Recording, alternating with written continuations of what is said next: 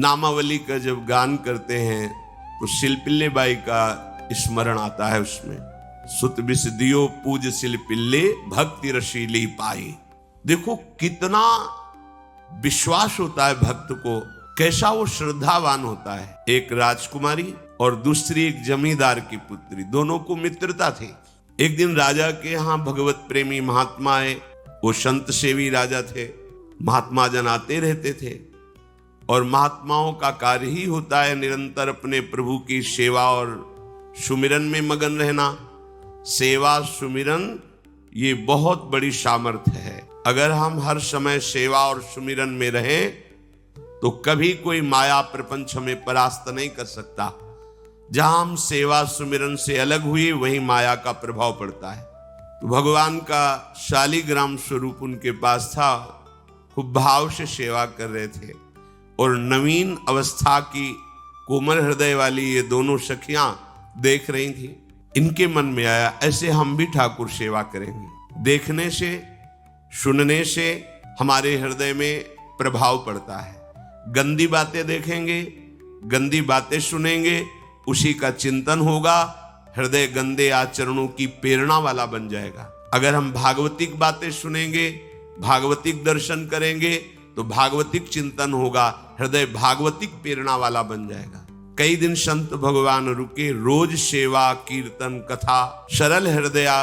उन दोनों सखियों में बात आई कि चल करके संत भगवान से कहते हमको भी ठाकुर जी दीजिए। दोनों ने चरण पकड़कर प्रार्थना की, गुरुदेव हमारे हृदय में भी इच्छा हो रही कि हमें ठाकुर सेवा मिले। अब दोनों बच्चे ही थे। संत भगवान ने विचार किया सेवा पद्धति में बहुत सावधानी की आवश्यकता होती है। अभी ये बच्चे हैं, कहीं सेवा अपराध न बन जाए। सेवा अपराध भी होता है। उपासना में चलने वाले उपासक को सेवा अपराध और उप सेवा अपराध 32 ये 64 इन पर सावधान रहना चाहिए। ये गलती नहीं होनी चाहिए। जैसे आप ठाकुर सेवक हैं, अपने घर में सेवा विराजमान किए हुए हैं। अब जैसे आपको ठाकुर जी के दर्शन के लिए जाना है, जहां तक ठाकुर जी के दर्शन करने के लिए जाना है, हो सके तो पादुका न पहने, नंगे पैर दर्शन करने जाए।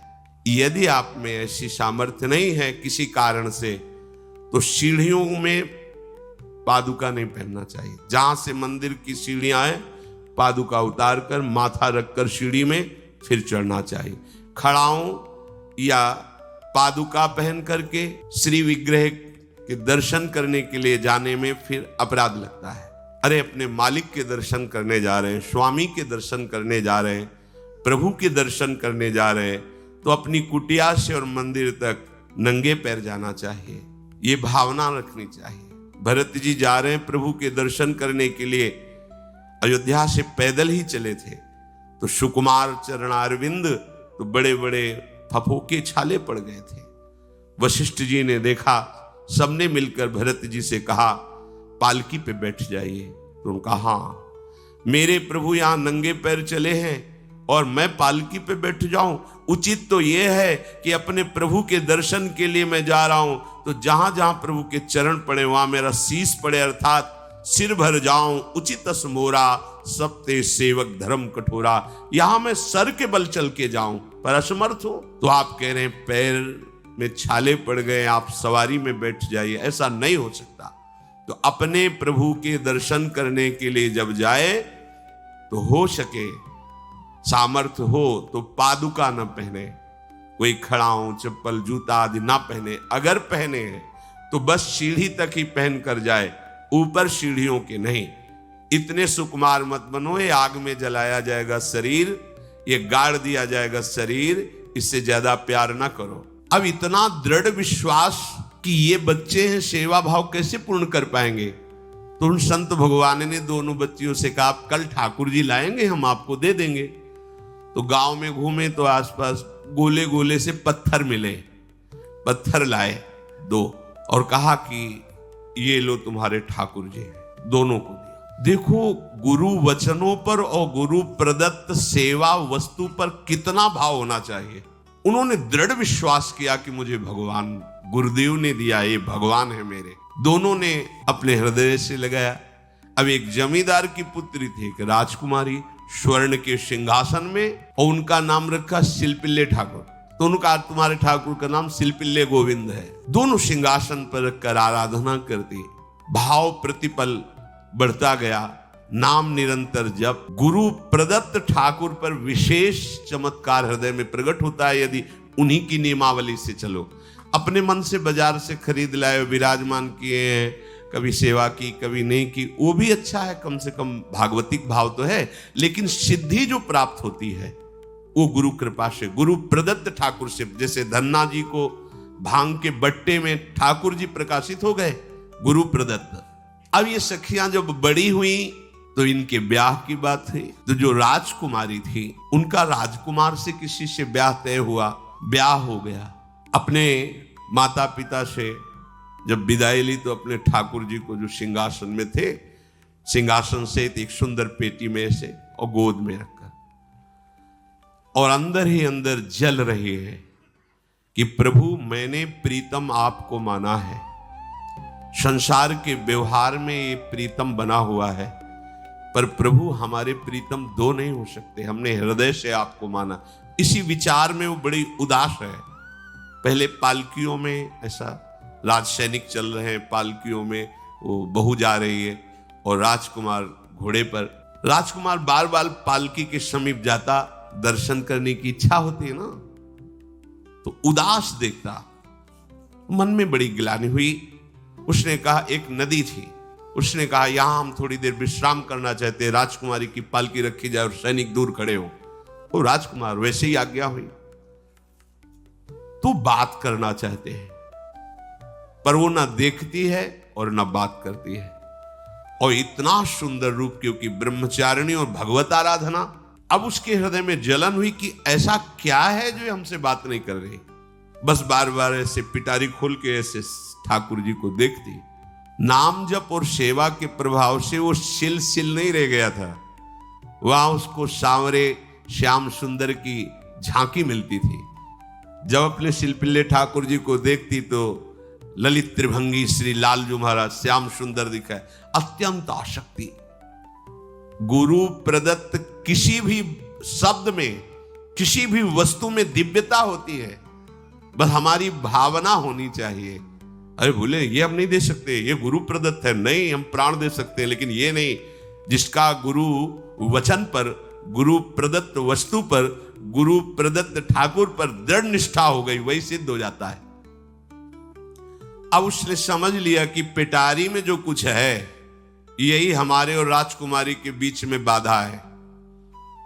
दो चार दासियों को बुलाया और कहा इनको बातों में उलझाओ, पिटारी पीछे हमें दो।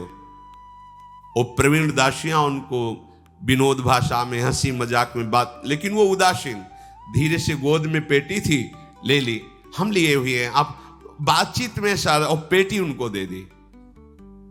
राजकुमार ने राजकुमारी से कहा यही पेटी तो हमारे आपके बीच में बात, फेंक दी नदी में। अब तो जो उसके हृदय में पीड़ा हुई, भारी व्याकुलता। अब राजकुमार सैनिकों के साथ तुरंत पालकी उठवाई, महल ले गया। पर वो आसक्त है, इतनी सुंदर राजकुमारी, क्योंकि भागवतिक तेज से संपन्न में आकर्षण होता है।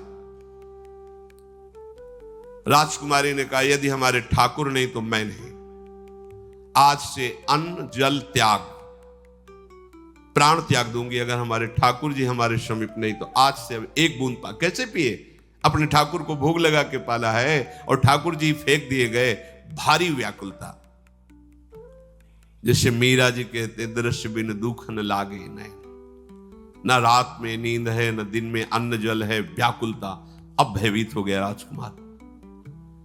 पूरा महल इस विषाद से हो गया कि अगर नवीन राजकुमारी प्राण त्याग देती है तो क्या होगा लोक समाज में, कि अभी नवीन राजकुमारी गई, ये लोग ऐसे निर्दयी हैं कि ऐसा व्यवहार किया कि उसने प्राण त्याग दिया।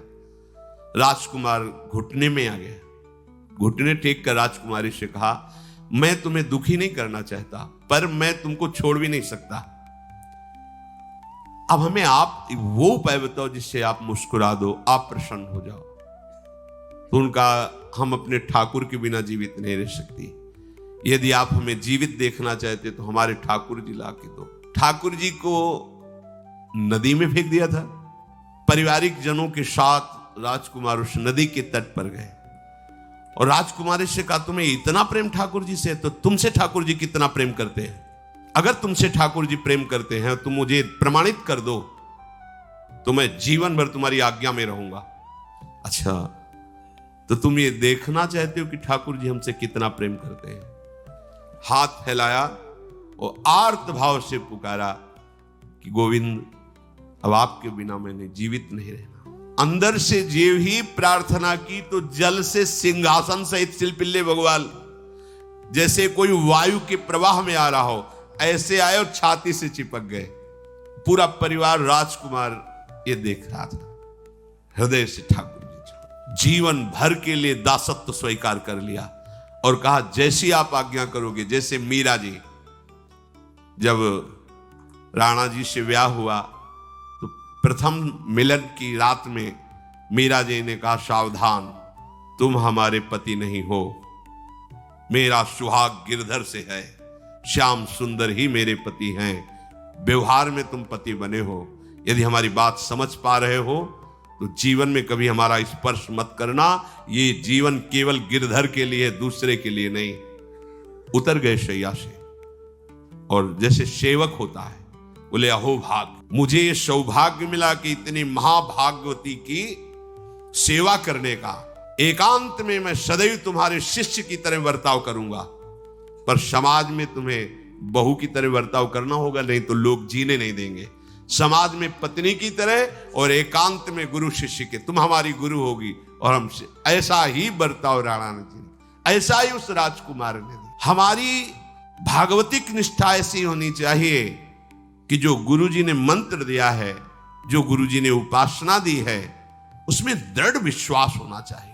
हमारे अंदर किंचन मात्र फिसलाव नहीं होना चाहिए। और आ गए जो महामहिम सूत्र है, जब तक हमारा मन प्रभु में समर्पित ना हो जाए तब तक पाप होने की संभावना होती है, बड़े बड़ों से चूक हो जाती है।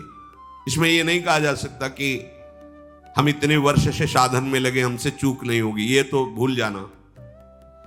बड़े बड़ों से चूक करवा देना माया का कार्य होता है, पर जिनका मन प्रभु को समर्पित हो गया है उनसे चूक नहीं हो सकती। इसलिए जो अगला सूत्र वर्णन किया कि जितने भी पापाचरण होते हैं वो सब मेरे से होते हैं, ऐसा उपासक दृढ़ निश्चय करे। ऐसा नहीं कि पापाचरण भगवान से, भगवान करा रहे हैं। जिन लोगों का एक प्रश्न होता है कि जब सब कुछ भगवान करा रहे हैं, भगवान की इच्छा के बिना पत्ता भी नहीं हिलता, तो जो हम पापाचरण, गलत आचरण, वो भी तो भगवान ही करा रहे हैं।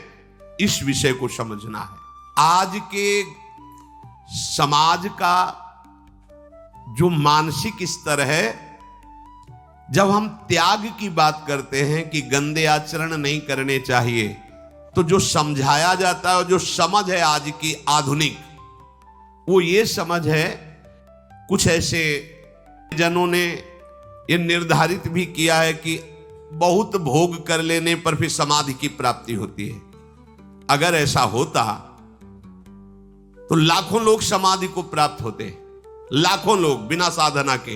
क्यों? बचपन से लेकर के पूरे जीवन तक भोग ही भोग रहे, सब समाधि में पहुंच जाते।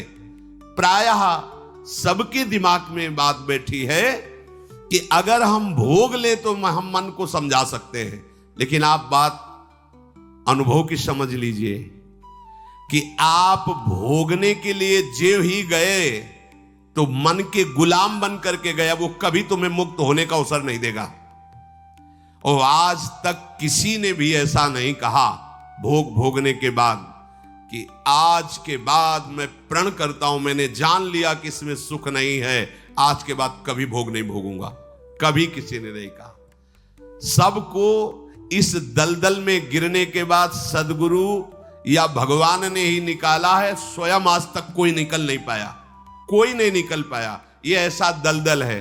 पर लोगों की भ्रांति रहती है कि ये जो मेरा मन जिन भोगों के लिए लालायित हो रहा है, उन भोगों को खूब भोगूं, फिर बाद में अनुभव जब हो जाएगा तब हम इनका त्याग करके फिर भजन मार्ग में चलेंगे।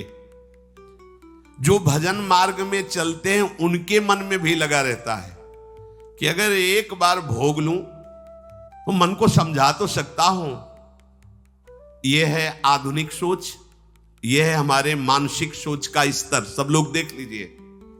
अब भागवतिक सोच और शास्त्र सिद्धांत का जो मत है वो ये है, ये डंके की चोट से गाया गया है और इसी मार्ग में चल करके समाधि को प्राप्त हुए महापुरुष। एक भी कोई ऐसा समाधिस्थ महापुरुष बता दिया जाए विश्व में जिसने भोगों के भोगने के बाद समाधि को प्राप्त हुआ हो। जैसे हम भोजन कर लेते हैं तो लगता है अब कुछ नहीं, लेकिन 6 घंटे व्यतीत होते होते पर्चा बन जाएगा कि ये चीज फिर चाहिए खाने को। ऐसे ही कोई भोग भोगने के बाद कुछ क्षण के लिए उससे विरति हो जाती है, ठीक है, लेकिन फिर कुछ मिनट होने के बाद फिर नई स्फुरना, नया संकल्प, नई क्रिया, नई भोग वासना सब हृदय में देख लो। इसके लिए किसी और से सलाह लेने की जरूरत नहीं है। इसलिए ये जो संतों का मत है, शास्त्र का मत है कि भोगों के भोगने से भोग वासना दृढ़ होती है, कामना बढ़ती है, ना कि शांति मिलती है। लेकिन आधुनिकता में भोगों को भोगने से शांति मिलती है, ऐसी धारणा बनी हुई है और ये गलत है। और ये इतनी गलत हो जाती है कि हम हत्या करने लगते हैं, हिंसा करने लगते हैं, पूज्य जनों के साथ दुर्व्यवहार करने लगते हैं। आज तक भोगों में इति नहीं हुई। देवयानी जी भगवान शुक्राचार्य जी की पुत्री हैं। वो इतनी सुंदर हैं कि कोई अप्सरा भी उनसे होड़ नहीं कर सकती, क्योंकि भगवान शुक्राचार्य की पुत्री जितेंद्री, पवित्र, भगवत आराधन संपन्न, बड़ा प्रसंग है। उसको ना लेते हुए हम सारांश में बता रहे। वृषपर्वा की पुत्री शर्मिष्ठा, ये असुर राजकुमारी है। दैत्यराज वृषपर्वा, उनकी पुत्री शर्मिष्ठा, और दैत्य गुरु भगवान शुक्राचार्य, उनकी पुत्री देवयानी बड़े समाज के साथ जंगल में गई हुई थी। एक बड़ा दिव्य सरोवर था, तुलसी में सब राजकुमारियां स्नान कर रही थी। अचानक वहां से कोई महात्मा निकले तो जल्दी में सबने वस्त्र धारण किए। तो शर्मिष्ठा के वस्त्र देवयानी ने और देवयानी के वस्त्र शर्मिष्ठा, वो महात्मा निकल गए। वहां कोई उनको टिकना तो था नहीं। देवयानी ने देखा कि मेरे पवित्र वस्त्र, देवयानी ने वस्त्र धारण नहीं किया शर्मिष्ठा के। जब वो महात्मा चले तो देखा कि हमारे वस्त्र राजपुत्री शर्मिष्ठा धारण किए। तो उनका, तुझे पता है मेरे वस्त्रों को स्पर्श करने का भी तेरे को अधिकार नहीं, तूने धारण कैसे कर लिया? तो उनका, ज्यादा मत बोल, इतना गुमान करके मत बोल। जैसे सब सेवक पलते हैं मेरे महाराज से, ऐसे तेरा पिता और तू भी मेरे महाराज के द्वारा ही पोषित है, क्योंकि वो तो राजा है, सारी सेवाएं वही देते हैं। ऐसा नहीं बोलना चाहिए, क्योंकि गुरु पुत्री है, आचार्य पुत्री है और सम्माननीय है। पर ऐसा वो बोल गई शर्मिष्ठा। देवयानी ने कहा, तुझे पता है अगर मेरे पिता की दृष्टि बदल जाए तो 2 मिनट में देवता तेरे पिता सहित संपूर्ण राज्य को नष्ट कर देंगे। मेरे पिताजी के भय से ही देवता आक्रमण नहीं कर। शुक्राचार्य मंत्रवेत्ता है। ज्यादा बात बढ़ गई तो राजकुमारी का शासन चलता है। उसने कहा, इस गुरुपुत्री को उठाकर कुएं में डाल दिया जाए। और उस समय वस्त्र धारण नहीं की हुई थी, उनको उसी स्थिति में डाल दिया गया और वो चली गई। उसी समय शिकार खेलने के लिए महाराज ययाति चक्रवर्ती सम्राट तो आवाज सुनी। सैनिकों ने बताया कि कोई देवपुत्री है, दिव्य तेज प्रकाशित हो रहा है उनके शरीर से, और दूर से देखा है ऐसा लग रहा है कि शायद वो वस्त्रहीन भी है। उन्होंने कहा, तुम लोग दूर जाओ। और स्वयं महाराज ययाति गए और उनको, तो जब हाथ पकड़ के निकाला और अपने वस्त्र से उनको आवेष्टित किया तो उन्होंने कहा कि हमारी आर्य मर्यादा है, एक बार आपने हमारे शरीर को देख लिया और हमारे हाथ को पकड़ लिया, अब आप हमारे जीवन भर के लिए पति स्वरूप हैं, स्वीकार कीजिए। तो उन्होंने कहा कि देवपुत्री, मैं तो आपका परिचय भी नहीं जानता हूं, आप कौन हैं? तो उन्होंने कहा, भगवान शुक्राचार्य की पुत्री देवयानी। घुटने पे हो गए तत्काल। उन्होंने कहा इतने बड़े महापुरुष की पुत्री के साथ मैं ब्याह कर सकूं, मेरी सामर्थ्य नहीं, क्योंकि मैं क्षत्रिय कुल में प्रकट हुआ राज परिवार से हूं, और वो तो देवताओं के द्वारा भी वंदनीय है शुक्राचार्य जी। तो उनका आप निश्चिंत रहो, ये विषय मैं संभालूंगी, पर आप मेरे पति हैं, ये स्वीकार कीजिए। बोले यदि शुक्राचार्य जी इस पर राजी हैं तो हम ये बात स्वीकार करते हैं। शुक्राचार्य जी विलंब होने के कारण व्याकुल ही थे। देवयानी जी ययाति जी को लेके गई, बड़ा प्रसंग है, पर उन्होंने कहा जब आप राजी हैं तो हम राजी हैं। शुक्राचार्य जी राजी हुए और वृषपर्वा को सूचना दिया कि मैं तुम्हारे राज्य को त्याग कर जा रहा हूं। वो तो तत्काल आकर चरणों में गिरे, महाराज आपके बिना मेरा अस्तित्व क्या है, आप कैसे राजी हो सकते हो। बोले मेरी पुत्री को दिगंबर करके कुएं में डाल दिया गया, मैं इस अपराध से बिल्कुल तुम्हें माफ नहीं कर सकता। बोले कोई उपाय? तो बोले देवयानी बोले। तो देवयानी ने कहा तुम्हारी पुत्री हमारी दासी होकर चले तो मैं तुम्हें क्षमा कर दूंगी। बोले बिल्कुल ठीक, तथास्तु। पूरे राज्य की रक्षा के लिए राजकुमारी शर्मिष्ठा को देवयानी की दासी भाव में अब महाराज ययाति के महल पे पहुंचे। देवयानी ने कहा कि ये जो दासी भाव में आई हुई हैं ये सर्वांग सुंदरी हैं, और आपका कभी मन उधर चलना भी नहीं चाहिए, अगर चलेगा तो आप हमारे दंड के पात्र बन जाएंगे। स्वीकार कर लिया और बहुत दूर उनके लिए महल का निर्माण करवाया और वो सेवा में आती है। कुछ समय के बाद जब देवयानी जी के पुत्र हुए तो वन विहार के लिए अपने पुत्रों को लेकर चली, तो उधर शर्मिष्ठा के 2 पुत्र हो चुके थे, इनको पता भी नहीं था, और वो दौड़ कर आए, ययाति को पिताश्री कह करके आलिंगन किया, छोटे छोटे बच्चे। देवयानी ने कहा कि हमने कहा था तुम्हें देखना भी नहीं है और ये किसके पुत्र हैं। शर्मिष्ठा मुस्कुरा रही थी। देवयानी ने कहा अब तुम्हें दंड देंगी ही देंगी, और चली गई भगवान शुक्राचार्य जी के पास। ययाति भयभीत होकर के गए और शुक्राचार्य से प्रार्थना करे क्षमा कीजिए मुझसे गलती हो गई।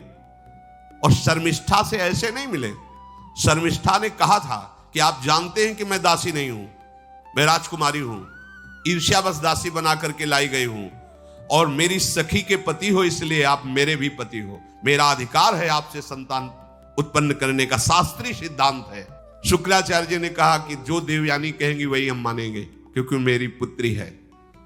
क्या चाहती हो? तो बोले पुरुषत्व से इनको हीन कर दो। गुस्सा में आके शुक्राचार्य जी ने कहा तथास्तु। उसी समय महाराज ययाति पुरुषत्व से हीन हो गए और वृद्धावस्था छा गई शरीर में। अब ययाति ने कहा अब सुखी रहोगी तुम।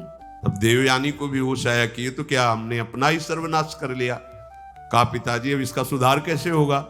तो बोले जो पुत्र अपनी यौवन अवस्था दे देगा वही यौवन अवस्था इनके ऊपर आ जाएगी, वृद्धावस्था उसके पास चली जाएगी। महाराज ययाति ने अपने बड़े पुत्र यदु जी से कहा, तो उन्होंने कहा इसका प्रयोग कहां होगा? मां के साथ? कदापि नहीं। मेरी यौवन अवस्था का प्रयोग मेरी मां के साथ कदापि नहीं, क्योंकि वो बड़े ज्ञानी महात्मा, इन्हीं के वंश में भगवान श्री कृष्ण का प्रादुर्भाव हुआ, इसलिए यदुवंशी कहेंगे। सबसे छोटे, शायद उनका नाम पुरु, ऐसा कुछ। उन्होंने कहा यह जीवन पिता का दिया हुआ है, इस पर पूरा अधिकार है, आप स्वीकार कीजिए। तत्काल वो वृद्ध हो गए, वो जवान हो गए। कई हजार वर्ष तक उन्होंने अपने पुत्र की आयु का विषयों में सेवन किया। फिर उनके मन में एक दिन बहुत घृणा हुई, धिक्कार है मेरे जीवन को और धिक्कार है इस भोगा शक्ति को। अपनी आयु तो गंवा ही दी, अपने पुत्र की भी आयु गंवा दी, फिर भी वैसे ही भोग वासना।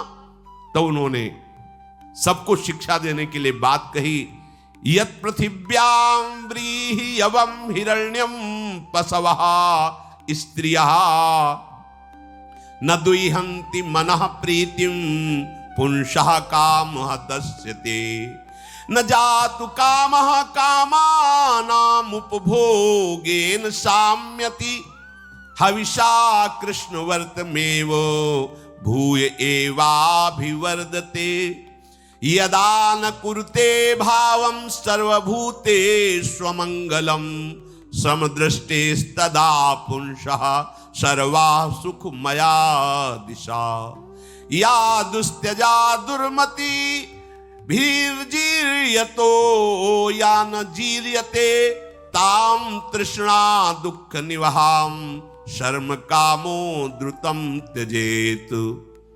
जिसका हृदय काम से व्याकुल हो गया है, उसको त्रिभुवन की सारी सुंदरी स्त्रियां दे दी जाएं, जौ धान स्वर्ण पशु सब वैभव, तो भी वो कभी तृप्त नहीं हो सकता। ये महाराज ये आति का अनुभव त्रिभुवन की।